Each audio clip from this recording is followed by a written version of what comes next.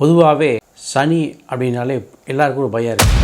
சனியினுடைய பண்புகள் உங்கள்கிட்ட ரிஃப்ளெக்ட் ஆக ஆரம்பிக்கும். ஸோ அதைத்தான் நம்ம சனி பயிற்சின்னு சொல்கிறோம். நீங்கள் விடாமுயற்சியும் கடின உழைப்பையும் நீங்கள் ஆயுதமாக கையில் எடுத்துட்டீங்கன்னா இந்த விஷயம் உங்களுக்கு வராது. ஒரு சனி பார்வைக்கு ஒரு விகரசான ஒரு பலன் இருக்கும். ஸோ இந்த மாதிரி விஷயமெல்லாம் சனியை 12ஆம் இடத்துல வரும்போது செய்யக்கூடிய விஷயங்கள் சொல்லுவோம், 12ஆம் இடத்தை சொல்லுவோம். அப்போ இதிலெல்லாம் ஒரு டிலே வரும். சனியினுடைய அந்த கேரக்டரிஸ்டிக்ஸை நாம் ஃபாலோ பண்ணி அந்த கேரக்டருக்கு தகுந்தா போல் நம்முடைய ஆம்பிஷன்ஸை மாற்றிக்கிட்டோம்னாலும் அன்பும் அருளும் எங்கும் தழைக்க அறிவும் மனமும் இணைந்து சிறக்க அகிலம் முழுதும் இன்பம் கோடி கோடி கோடி நிறையவே. அன்பு உள்ளங்களுக்கு வணக்கம். இந்த வருஷம் 4 கிரக மாற்றங்கள் இருக்குதுன்னு சொல்லியிருக்கோம். அதில் இந்த சனியினுடைய மாற்றம் நம்முடைய ராசியை எப்படியெல்லாம் பாதிக்குதா அல்லது அது நமக்கு ஒரு சாதகமான பலனை கொடுக்க போதா அப்படிங்கிறத பார்க்கலாம். பொதுவாகவே சனி அப்படின்னாலே எல்லாருக்கும் ஒரு பயம் இருக்குது. நமக்கு நிறைய துன்பங்களை கொடுத்துருவாங்களா, வாழ்க்கையில் போராட்டத்தை கொடுத்துருமா அப்படிங்கிறதுலாம் ஒரு காமனான ஒரு பயம் எல்லாருக்குமே இருக்குது. ஆனால் உண்மையிலேயே சனி என்று சொன்னால் அதோட பண்புகள் என்னவென்று பார்க்கும்போது நேர்மை அப்படின்னா சனியை சொல்லலாம். ரொம்ப கடின உழைப்பாளி, நீங்கள் ரொம்ப ஹார்ட் ஒர்க் பண்ணணும், அந்த மாதிரி இருக்கவங்களுக்கு சனி ரொம்ப ஹெல்ப் பண்ணுவார். நீங்கள் ரொம்ப ஒரு ஹெல்பிங் டெண்டன்சி உள்ள மைண்டாக இருக்கீங்க அப்படின்னா சனி உங்களுக்கு ஹெல்ப் பண்ணுவார். ஒரு டிசிப்ளின் எப்போவுமே உங்களுடைய செயலில் கடைப்பிடிக்கிறீங்க அப்படின்னா அதுக்கும் சனி ஹெல்ப் பண்ணுவார்.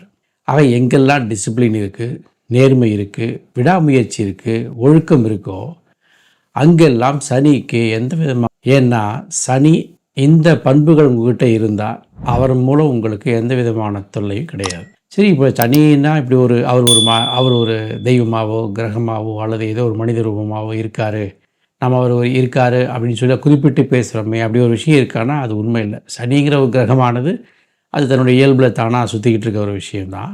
ஆனால் அந்த சனின்னு சொல்லக்கூடிய பண்புகள் உங்களுடைய அந்த ராசி மண்டலத்தை கடக்கும்பொழுது, நீங்கள் பிறந்திருக்கும்பொழுது ஒரு ராசி மண்டலத்தில் பிறந்திருப்பீங்க இல்லையா?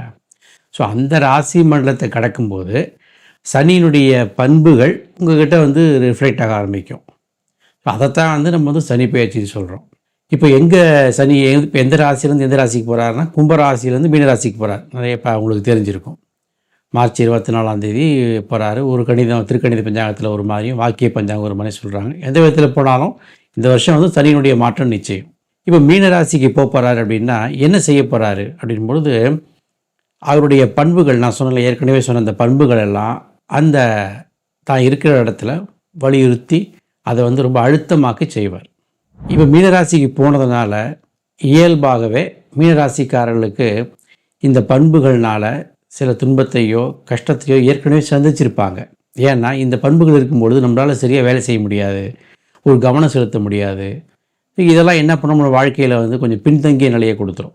ஸோ அப்போ இப்போ என்ன பண்ணுவார், அந்த 12வது வீட்டிலேருந்து தன்னுடைய ராசிக்கு வரும்பொழுது இன்னும் கொஞ்சம் மந்த நிலையை கொடுப்பார், ஒரு விரக்தி நிலையை கொடுப்பார் அப்படின்னு நம்ம எடுத்துக்கணும். கொடுப்பார்னா அவர் கொடுப்பதில்லை, உங்களுடைய மனம் அப்படி மாறும்.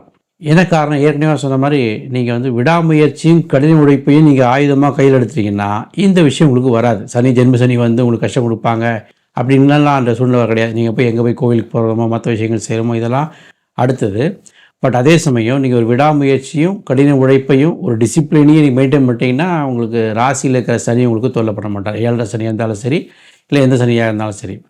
பொதுவாகவே கிரகங்கள், நான் ஏற்கனவே சொன்ன மாதிரி முன்ன வீடியோவில் பார்த்தீங்கன்னா தெரிஞ்சிருக்கோம் கிரகங்கள் எப்படி நமக்கு ரெப்ரசன்ட் பண்ணுது அப்படிங்கிறது தான் ஏற்கனவே சொல்லியிருக்கேன் உங்களுக்கு. ஸோ அந்த வீடியோ நீங்கள் போய் பார்த்தீங்கன்னா அந்த கிரகங்கள் எப்படி ரெப்ரசன்ட் ஆகுதுன்றது தெரியும். அது மாதிரி ஒவ்வொரு காலகட்டத்திலும் இந்த கிரகங்கள் மாறும் பொழுதெல்லாம் இந்த சனியானது உங்களுக்கு ஒரு பண்புகளை அதிகப்படுத்துகிறார். அந்த சனிக்கு என்ன பண்புகள் சொன்னாங்களோ அந்த பண்பு அதிகப்படுத்துகிறார். அதே மாதிரி மேஷ ராசியை சொல்லும்போது பார்த்தீங்கன்னாக்கா சனி எங்கே போய் நிற்க போகிறாரு, விரயஸ்தானத்துக்கு வர போகிறான்னு சொல்லுவாங்க. அப்போது மேஷ ராசிக்கு 7 சனி வந்துருச்சு, அப்போ 7 சனியால் பயம் வருமா அது வருமா அப்படின்னா என்ன பண்ணுவார். அப்போ உங்களுக்கு 12ஆம் இடங்கிறது என்ன சொல்லுவாங்க, பொதுவாக என்ன சொல்லுவோம்னாக்கா அது ஒரு தூங்குறதுக்கு, நம்ம சஃபாஸ்டிகேட்டடாக இருக்கிறதுக்கு, பிரயாணங்களை குறிக்கிறதுக்கு, தொழிலில் சில விஷயங்களை அபிவிருத்தி பண்ணுறதுக்கு. ஸோ இந்த மாதிரி விஷயமெல்லாம் சனியை 12ஆம் இடத்துல வரும்போது செய்யக்கூடிய விஷயங்கள் சொல்லுவோம், 12ஆம் இடத்தை சொல்லுவோம். அப்போ இதிலெல்லாம் ஒரு டிலே வரும், நீங்கள் சரியான நேரத்தில் தூங்க முடியாதுன்னு சொல்லுவாங்க. அப்போ சரியான நேரத்துக்கு நீங்கள் தூங்க வந்து முயற்சி பண்ணிட்டீங்கன்னா அந்த பாதிப்பு வந்து உங்களுக்கு வராது. ஏன் சரியான தூங்க முடியாமல் ஒரு சூழ்நிலை வரும் அப்படின்போது, உங்களுடைய வேலைகள்லாம் வந்து டிலே ஆகிறதுனால அது இழுத்துக்கிட்டே போகிற மாதிரி இருக்கும். நீங்கள் காலையில் ஒரு பிளான் பண்ணுவீங்க, ஒரு 9 மணிக்கு வேலையை முடிச்சிடலாம், 10 மணிக்கு வேலையை முடிச்சலாம்னு நினைப்பீங்க. ஆனால் நீங்கள் 10 மணிக்கு வேலையை முடிக்க மாட்டீங்க.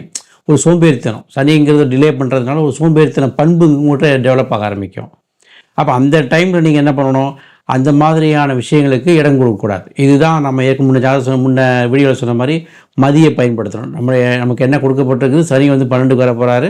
ஸோ 12க்கு வராருன்னா நம்ம என்ன பண்ணலாம், முதல்ல நம்முடைய ஹார்ட் ஒர்க்கை இம்ப்ரூவ் பண்ணணும், நம்முடைய ஆம்பிஷன்ஸை வந்து கரெக்டாக ஃபோக்கஸ் பண்ணணும், ப்ளஸ் டயத்துக்கு ஒரு வேலையை முடிக்க பழகணும். நீங்கள் யாருக்காவது ஒரு வாக்கு கொடுக்குறீங்கன்னா அந்த வாக்கு கரெக்டாக காப்பாற்றணும். இதெல்லாம் பண்ணிங்கன்னா 7 சனி உங்களுக்கு பெரிய எஃபெக்ட் பண்ணாது. அது மாதிரி ஒரு குறிப்பிட்ட ராசிகளில் வந்து ஒவ்வொரு ராசியுமே வரும்பொழுதும் அந்த ராசியிலேருந்து சனிக்கு ஒரு பார்வை இருக்குன்னு சொல்கிறாங்க. சனி மாறும்பொழுது ஒரு பார்வையும் இருக்குது. இப்போ சனி வந்து பொதுவாக 3வது வீடு, 7வது வீடு, 10வது வீடு வந்து பார்க்கும்.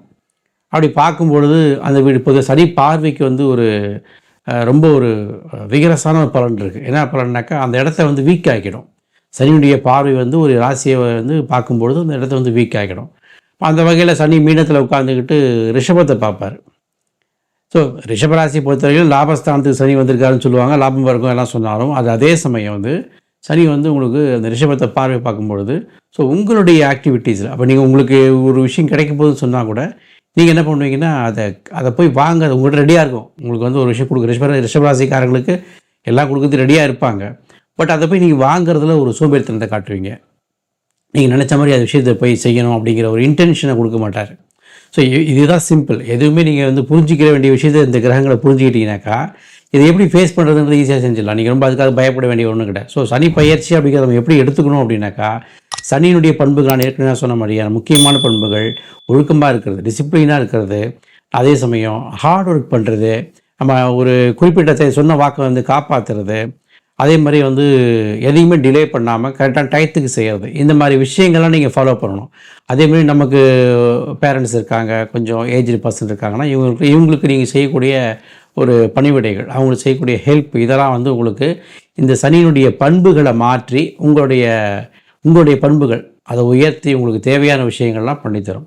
எந்த ராசிக்காரர்களாக இருந்தாலும் சரி, சனியினுடைய பண்புகள் இந்த பண்புகளை அனுசரித்து நீங்கள் வந்து கொஞ்சம் நீங்கள் வந்து ஃபார்வர்ட் பண்ண ஆரம்பிச்சிங்கனாக்கா ஸோ உங்கள் ராசி 7 சனி பாதிப்பு, அர்த்தாஷ்டம சனி பாதிப்பு, 4 சனி பாதிப்போ இப்படிலாம் இருக்காது. ஸோ இப்படி சனியினுடைய அந்த கேரக்டரிஸ்டிக்ஸை நாம் வந்து ஃபாலோ பண்ணி அந்த கேரக்டருக்கு தகுந்தா போல் நம்முடைய ஆம்பிஷன்ஸை வந்து மாற்றிக்கிட்டோம்னாலோ அல்லது நம்முடைய செயல்முறையை மாற்றிக்கிட்டாலோ கண்டிப்பாக வந்து நமக்கு சனியினுடைய தாக்கங்கள் வந்து ஒரு நல்ல ஒரு மாற்றம் கிடைக்கும்.